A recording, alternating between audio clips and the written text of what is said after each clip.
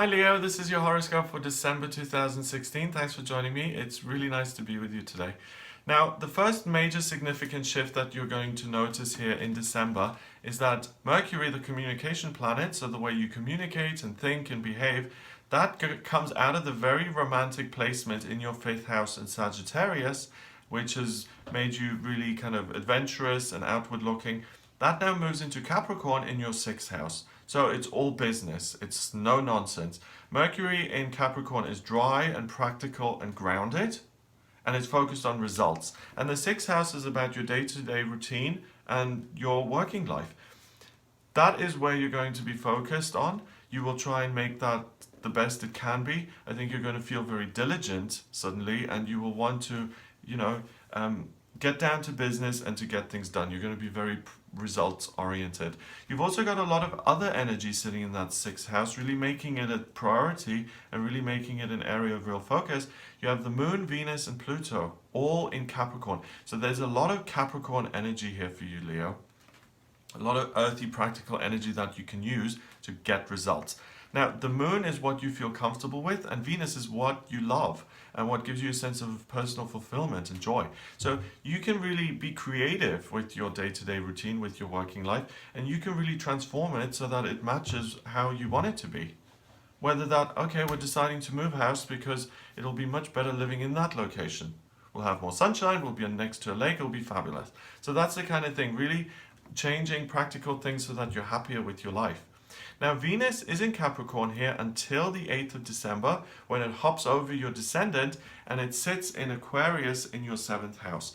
And the focus shifts now again. So Mercury is still in Capricorn in your 6th, so that focus on the daily routine continues, but it becomes less focused. Venus in Aquarius focuses you back onto relationships, but not so much in the sense of romance and exploring things for yourself in a passionate individual way, but it's much more magnanimous and humanitarian and caring and philanthropic even, and you start to really think, what can I do here for other people? How can I make a positive contribution to the world?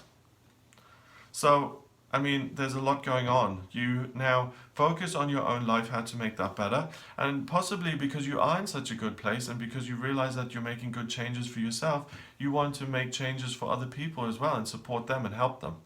So there's a really big, not necessarily a social conscience, but a love for humanity, a love for other people, and a genuine desire to help. So very charitable. Mars is also in Aquarius in that 7th house, and Mars is the personal planet of drive and desire. And it's at 21 degrees, which is about communication and expressing yourself and making new beginnings in a sense. And that in the 7th house means that you're focused on other people and how you can make a positive contribution. But it's not that you just love doing this, but you also feel genuinely driven to do something. And when Mars and Venus come together, the archetypal male and female, there's a new beginning in some sense. So if you get together with some other people, or you're doing this independently to maybe raise some money, like a GoFundMe, or you want to start a charitable trust, or you want to do a foundation of some sort, your personal planets really, really support that from the 8th of December through until the 19th of December. So if that's what you're looking to do, you don't need to wait until 2017. You can really make a difference now. On the 14th of December, the full moon occurs. Now, there will be a separate video on the full moon, which goes into a lot of depth. But as far as you're concerned, Leo, this full moon happens in your 11th house of other people.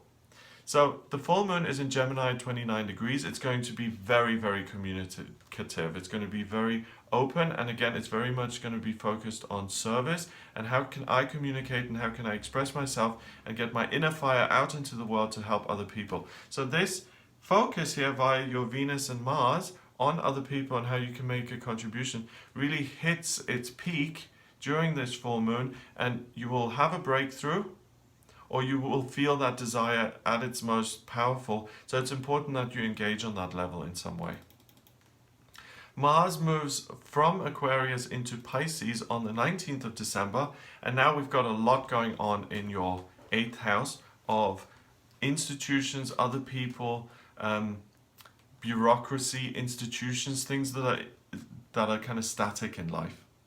And also the institution as such of the unmanifest, the other side, the occult, the things that we do not have access to, the solid bodies that we as individuals connect with, and they seem bigger than us. Okay, so you've got your rising sign, your Chiron, Neptune, your South Node, and your Mars in that 8th house. So there's going to be a real sense of having the sight, or an otherworldly connection, feeling other people's pain, connecting with your own intuition, being able to connect with spirit, with the other side. It's almost like a little doorway has opened in your mind's eye, and you have another source of information working now.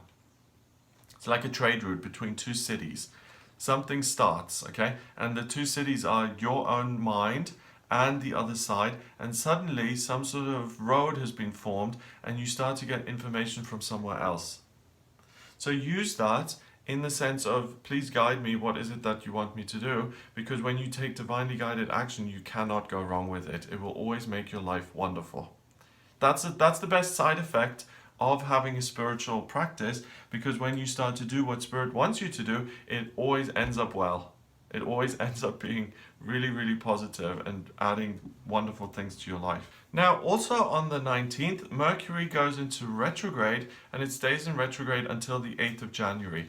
So it's in your 6th house in Capricorn. The focus on sorting out your daily life and transforming it is better, becomes more difficult, and if you're trying to make changes, it becomes more stifled. So if you are altering things in that sense, try and do it before Mercury gets into retrograde, because any sort of communication becomes much harder.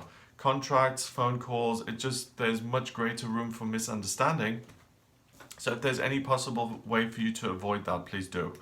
On the 20th, Mars, which is now in Pisces in your 8th, begins to conjunct Neptune, this dream planet of aspirations, of the other side, of the intuition.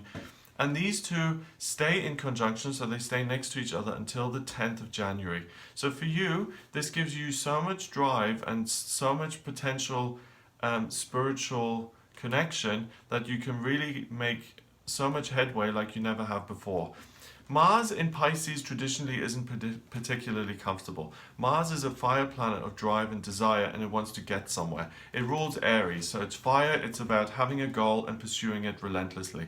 Pisces is the opposite of that, really. Pisces is about connecting with spirit and not really going anywhere. It's stationary.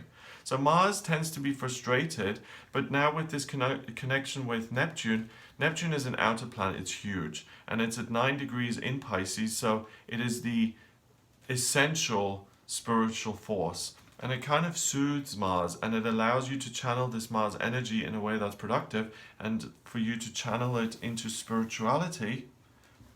And I would expand that also into creativity and also music. And it really allows you to make a lot of progress. And this is kind of a unique placement. So this period from the 20th to the 10th, if you're a creatively inclined person, if you're a spiritually inclined person, this is like manna from heaven. This is perfect. On the 28th/29th of December, depending on where you are in the world, Uranus is coming out of its retrograde period, and it goes direct. Uranus is the planet of rebellion and eccentricity and doing things differently, and the 9th house is expansion and education and travel and broadening your horizons. So what this seems to me to be saying is that this spiritual connection that you have here in December gives you the ability to really visualize and get clear about what it is you're trying to achieve, where you want to go in your life, what you want to learn, where you want to live, what skills you want to have. And this period of soul searching here really gives you the ability to move forward in the new year and to sign up for a course, or to move house, or to start a new business, or to sign up for a different curriculum. It's really about discovering and having the information. This is what I want to do personally. This is my mission, and really having no doubt about that, and then just going ahead with it. So you become much more galvanized into action here at the end of the month, and you hit the ground running here at the beginning of the year. Now on the 29th of December, The new moon is in Capricorn, and again, there'll be a separate in-depth video on this, but it sits in your 6th house and it urges you to work and to take practical action. So this energy pushes you even further, and it's not just that you're running into the new year, you're kind of galloping forward and you really have so much energy to get things done. So you really feel, oh my God, I've got so much on my plate, I'm excited about it, I can't wait to get going, and there's a real sense of drive forward. It's really like Leo is excited here at the end of the year. And an excited Leo is someone who can really get things done and who's positive and who puts a lot of good stuff out there in the world. So this is exciting for not just you, but for everyone who comes into contact with you. So I hope you have a wonderful month. If you would like a private reading based on your place of birth, date of birth, and time of birth to look at how these energies affect you specifically and what that means for your soul purpose, or what's coming up in your career or finance or with children or love or romance, then please get in touch via my website for a private reading. The website is gregoryscott.com. Click on the readings tab and audio reading with me there. Please remember to subscribe to this channel, and I'll speak to you soon.